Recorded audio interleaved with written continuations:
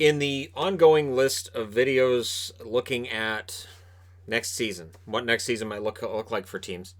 Again, we're into teams that lost in round one. So if you're looking for a team that lost in round two, it's going to be a bit.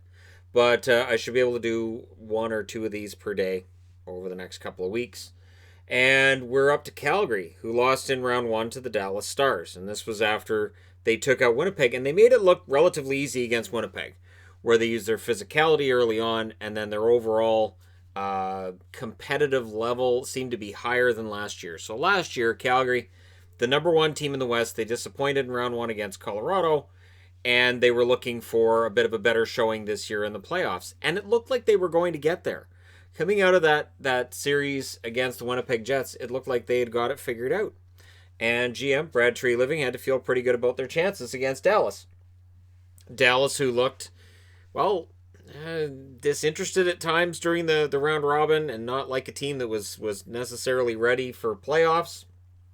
And yet, Calgary allowed way too many goals. Way too many goals. So the good news or bad news, depending on how you look at it from a Calgary Flames perspective, is if they want to revamp their blue line completely, this is the offseason to do it. This is the year where they absolutely can do a revamp of that blue line and how it's going to look, because there are a lot of guys who are unrestricted free agents this year from that blue line, and some restricted free agents as well. So we'll see how that works out. For Calgary, part of the issue too is, so right now I have on here Coach Jeff Ward. And Ward, as far as I can tell, is still interim. And I don't know that necessarily there's been a decision made on Jeff Ward's position going forward. And whether or not he's still going to be the coach this coming season.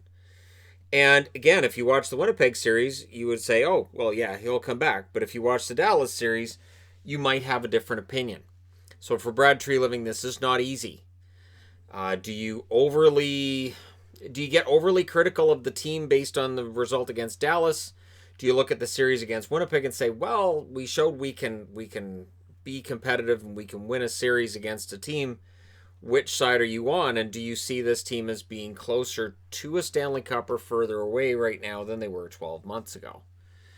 So their top six, and again, this is likely going to change. From all the rumors, from all the smoke, there's got to be some fire. Johnny Gaudreau, Sean Monahan, Elias Lindholm. This is a line that early last season, 2018-2019, was unstoppable. One of the best lines in hockey. And they had this whole purple Gatorade thing they were doing, and just everything about that Flames team early on, everything looked great. Things have changed. And the odds of all three of them being on the roster next year, I would put it at 50-50. I would say it's 50-50 that all three of them are still there. Meaning there's a 50% chance in my eyes that both are still there. Or all three of them are still there. And then the rest of the top six, Mangiapane, Backlund, Tkachuk. And I've got Bennett and Dubé on the right-hand side, because I think Dylan Dubé kind of took a next step forward in these playoffs. And I think that Sam Bennett's shown, you know what, he's not necessarily a bust after all.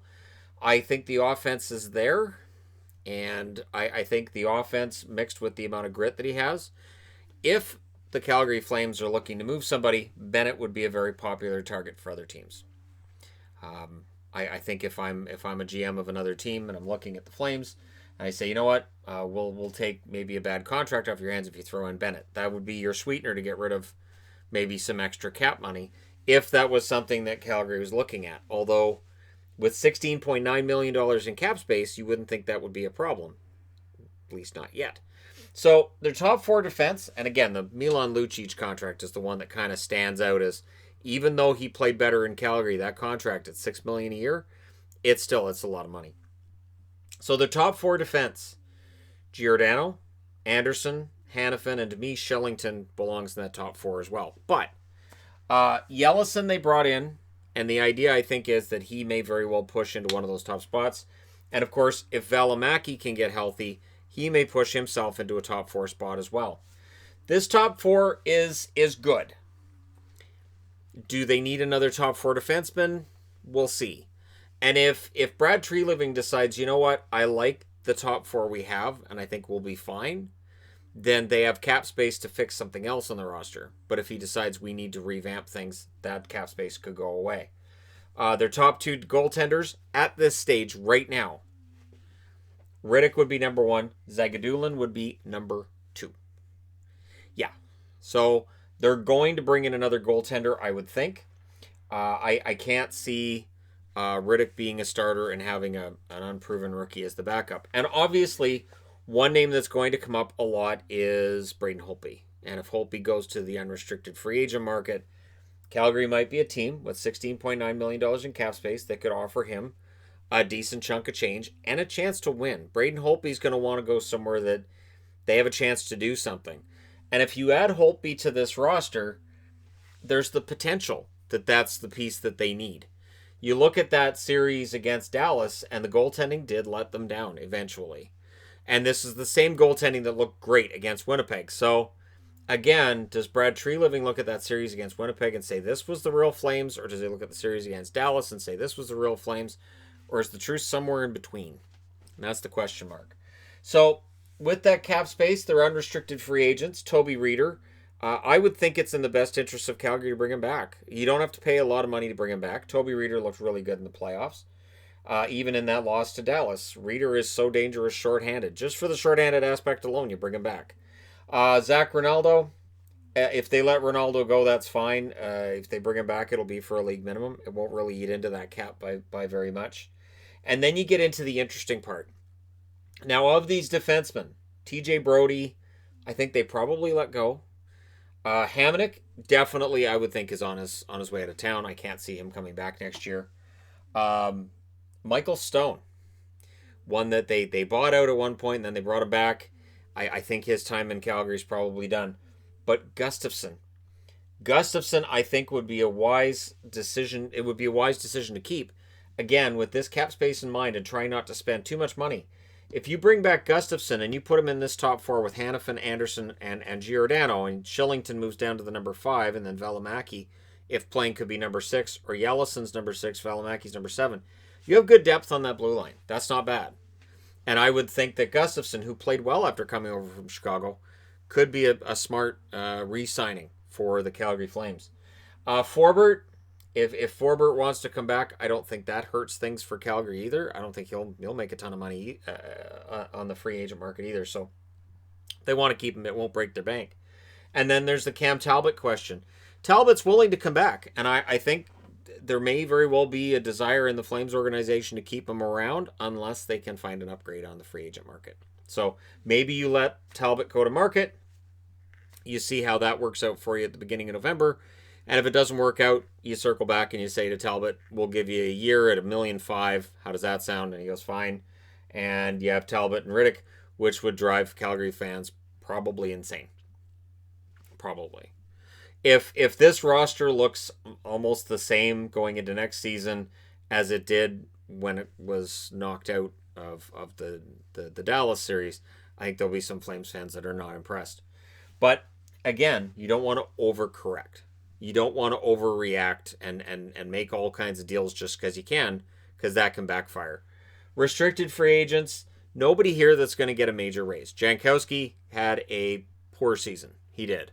And Mark Jankowski, to me, may very well be one of those ones that either you don't qualify him and you let him go to the unrestricted free agent market, or you try to find somebody who might be willing to take him on and you get back a mid-round draft pick. One or the other. I think he's probably done playing in Calgary. I do. I think that's probably it. Mangiapane's fantastic. I've liked Mangiapane for years now, and he's not going to get a huge raise, but he is one of those glue guys that when you win a series, you say Mangiapane was a major part of that. You look at Tampa Bay and what they got with Gaudreau, they got with Coleman. You look at Dallas and what they get with guys like Hintz and Foxa. Mangiapane's of that same variety. And so whether he ends up being top 6 or he ends up being on the third line and gets bumped down by somebody else, Mangiapane's important and you should keep him around. Shillington, not a huge raise, I would think, for Shillington. Probably a 1-year contract, probably about $1 million a year. And we'll see what that roster does look like for next season.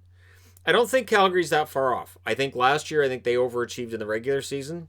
This year, I think they underachieved somewhat in the regular season. And I think it's just it's just that one tweak. And again, I'll come back to Tampa because it's interesting to look at Tampa right now and where they are in the conference finals as I'm recording this, and last year. And it feels like the character aspect was what changed. And maybe that's what needs to change in Calgary. Maybe there's some kind of a character change needed, and whether that's major, like a Johnny Gaudreau change, or minor, it's a matter of bringing in a couple of guys, like what Tampa did with Coleman and Gaudreau. Something has to change with the Flames. So we'll see. Draft picks, they're not going to be overly busy on the draft side of things for the first 3 rounds. They have the number 19 pick, they have the number 50 overall pick, and they have number 76 that they acquired in a trade. Their own draft pick in the 3rd round ends up being traded out. But, I don't think that this is a team that's looking to necessarily add a lot of young guys. They have a pretty young core as it is. Outside of Giordano, it's a matter of finding the right goaltending and the right combination of things to take that next step. And that's the question I have with Calgary. Do they have a roster that can take that next step? And if they don't, how do you get there? That's the big question for them. We'll see what they do in the offseason. Let me know your thoughts in the comment section below as always. Don't forget to hit like and subscribe if you're browsing your way through. You just happened upon this video. Thank you guys so much for watching, for all your support. I will talk to you again soon.